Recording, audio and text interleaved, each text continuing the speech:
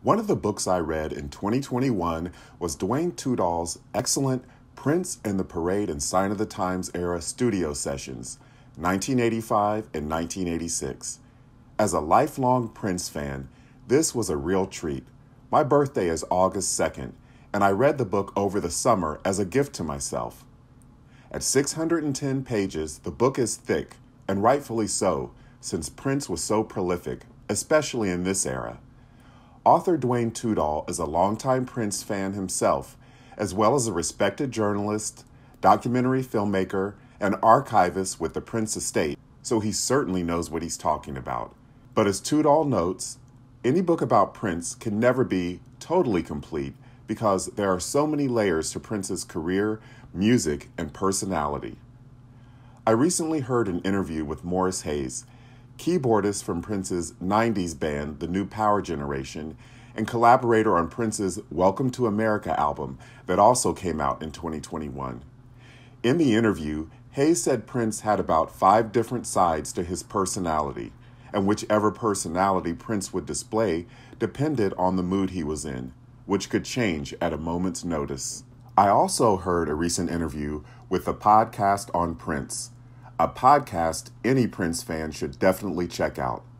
In the interview, podcast hosts Michael Dean and Big Sexy spoke with another NPG band member, drummer Michael Bland, who said Prince was a true Gemini. Bland said he even believes that Prince may have suffered from undiagnosed bipolar disorder. So to sum up, the picture of Prince that those who worked and had friendships and romantic relationships with depended on the side of Prince's personality that the moody genius chose to present to them. And although Tudahl's book is well-researched and well-written, it leans heavily on the testimony, if you will, of certain people. Recording engineer turned professor Susan Rogers is extremely eloquent and has a lot of great insights about Prince, such as how he was not so much a perfectionist, but a virtuoso who could make a hit record out of an out-of-tune guitar and malfunctioning recording equipment. But it makes you wonder that even though Rogers spent countless sleepless days and nights touring and recording with Prince in one of his most productive periods from 1983 to 1987, is her opinion biased? Rogers certainly seems to believe that Susanna Melvoin was the love of Prince's life and the one who got away. Melvoin was co-lead singer with Paul St. Paul Peterson of the Prince protege band The Family, and twin sister of Wendy Melvoin, guitarist for The Revolution. But as much as Prince may have been head over stiletto heels in love with Susanna, the book also describes how Prince was dating other women at the same time that he was involved with Susanna in the mid-'80s. Susanna has a lot of cool anecdotes about Prince, like how she decorated the house they moved in together while he was recording the album that eventually became Sign of the Times, and how she gave him the idea for the song Starfish and Coffee by telling him about a quirky classmate of hers from elementary school.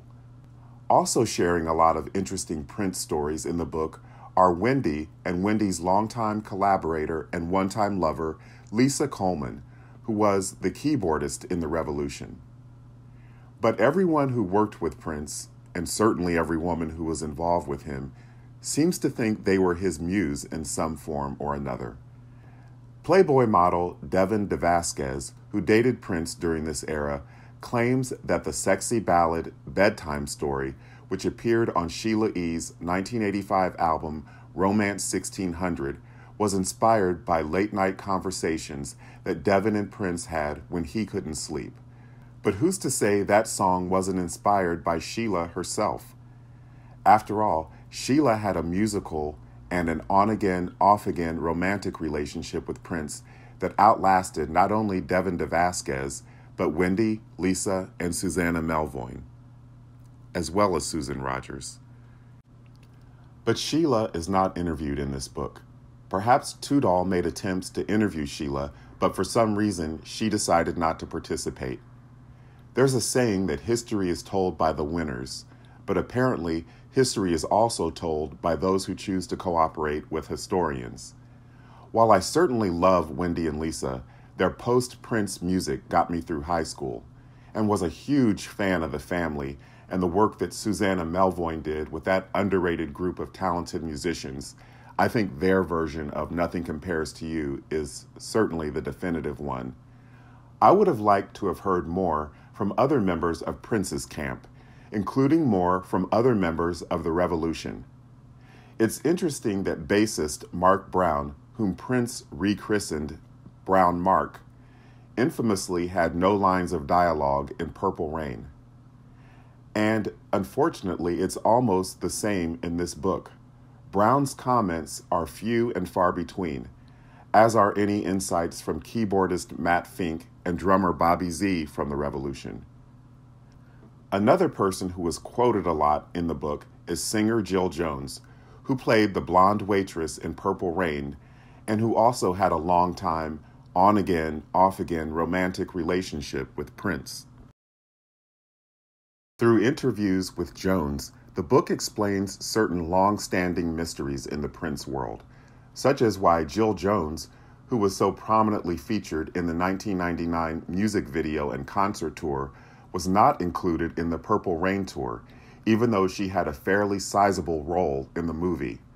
As Jones explains in the book, there were times when she and Prince weren't on speaking terms because their relationship was stormy.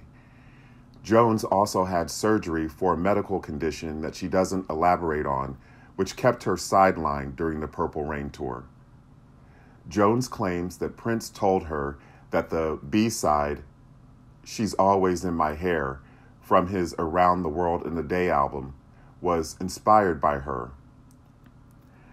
Jones says Prince actually gave her a cassette of the funky bluesy song and told her that he wrote it about her, which she understandably took as an insult, because the song is about a clingy woman who doesn't seem to have a life of her own. Now, Prince certainly may have told Jones that, which was not exactly a cool thing to do, since it seems like he didn't consider her feelings. But lots of people seem to think they inspired Prince songs. In addition to Devin DeVasquez claiming that Bedtime Story was written about her, the book puts forth the notion that Susanna Melvoin inspired numerous Prince tracks, including the classic ballad Adore from the Sign of the Times album. Here's the thing, Prince was such a creativity machine, constantly cranking out new songs. Who knows where his inspiration came from? Even recording engineer Susan Rogers has said that she thinks she inspired at least one of his songs. I saw an interview recently with Rogers on YouTube in which she said one day she rushed into the recording studio when Prince summoned her at the last minute, and she believes the fact that she came in looking somewhat disheveled, with her hair still wet from the shower, inspired the song Manic Monday. But in a recent interview, Apollonia has said that she was the one who gave Prince the idea for Manic Monday, and actually co-wrote the chart-topping single that Prince ended up giving to the Bengals. And speaking of Apollonia, she's not interviewed in this book either. But it certainly would have been interesting for Tudahl to get her reaction to the movie Under the Cherry Moon. How did Apollonia feel about seeing Kristen Scott Thomas taking her place as Prince's cinematic leading lady? What did Apollonia think when she found out Prince had decided to do this black and white European film instead of the logical thing, which would have been a sequel to Purple Rain?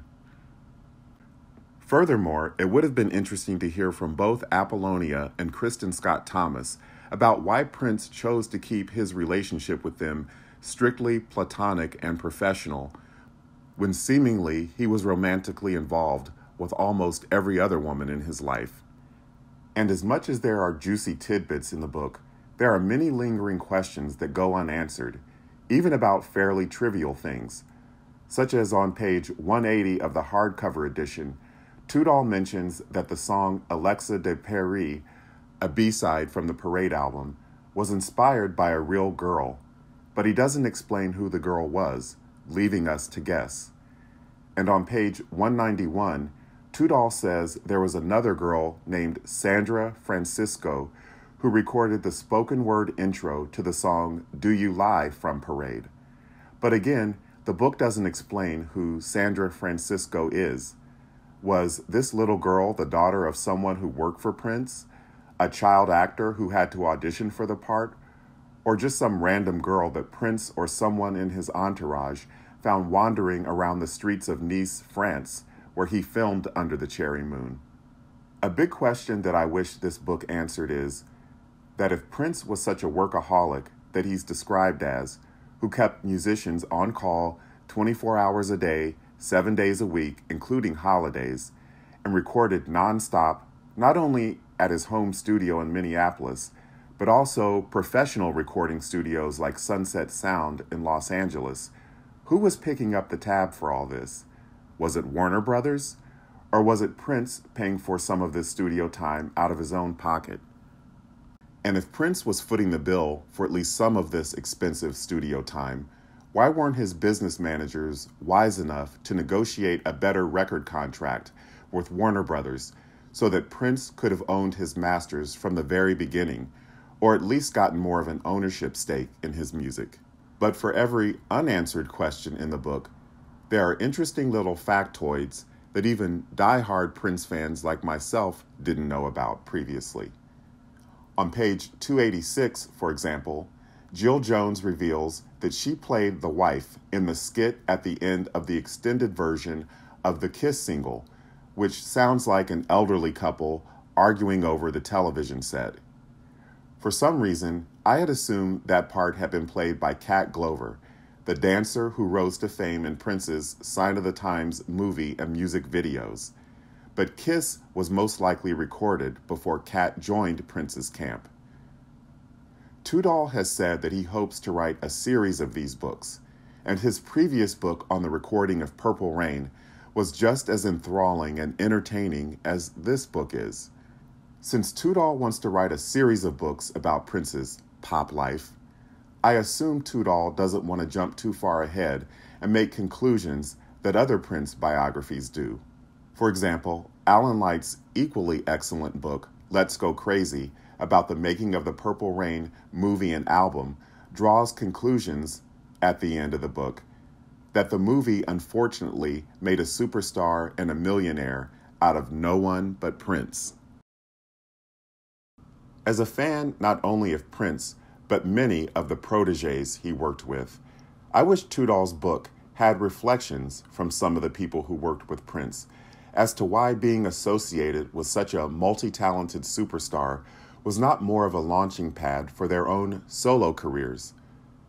I would have thought that Cat Glover would have gone on to become a successful choreographer of music videos and concert tours, in the same way that Janet Jackson's friend and backup dancer Tina Landon did after choreographing the Janet Tour in 1993. But Cat seems to have basically retired from the business after leaving Prince's camp in the late 80s. Like many of Prince's protégés, after they left him, Cat attempted one solo album that did not meet with commercial success. In spite of the follow-up that's somewhat missing from this book, I thoroughly enjoyed reading Prince and the Parade and Sign of the Times era studio sessions, 1985 and 1986. I highly recommend it not only to Prince fans, but to fans of music and pop culture in general. It's important history, and I'm glad Duane Tudahl took the time and did the hard work to document it for future generations. Having read Tudahl's book, I feel like I have more insight into Prince's life and work, and I certainly appreciate that. But the artist known as Prince was so complex that he continues to be an unknowable mystery. He was a true genius, the likes of which we won't see again, at least not in my lifetime. To quote his somber ballad, Sometimes It Snows in April, from the Parade album, those kind of cars don't pass you every day. Fortunately, Prince left us with 39 studio albums, 4 feature films, and so many unreleased tracks in his legendary vault that we'll be discovering his brilliance for decades to come.